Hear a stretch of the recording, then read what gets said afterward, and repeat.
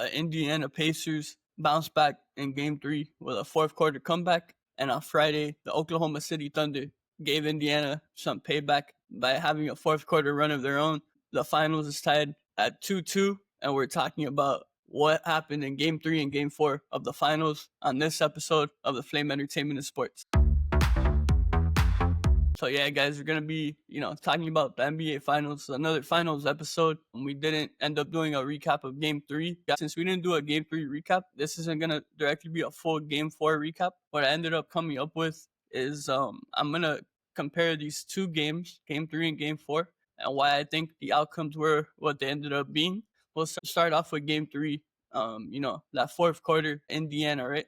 They really got hot in that quarter. Most of the game they were pretty much like okay on offense. In the second quarter of that game, TJ McConnell and Benedict Mathurin led the charge, and then in the fourth quarter, ultimately Tyrese Halliburton stepped up. He was finally aggressive for the first time in the whole series. Miles Turner also had a great game in that one, especially defensively in the fourth quarter against Chet Holmgren. It was a typical close game. The Thunder were up the whole time. Then ultimately, like I said, Indiana prevailed in the fourth quarter.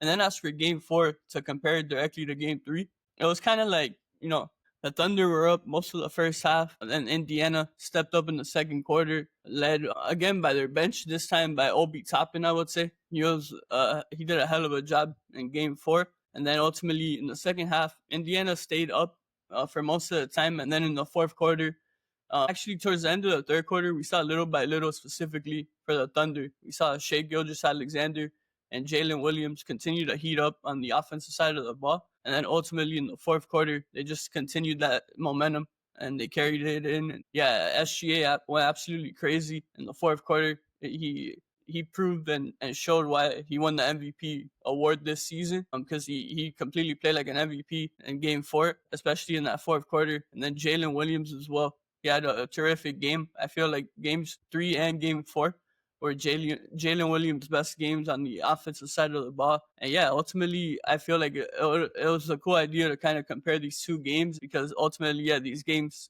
literally ended the same way, but with different teams at the top of each of them. And Game 3, like I said, being Indiana, led by Halliburton and Miles Turner, and then Game 4 being OKC, led by SGA and Jalen Williams.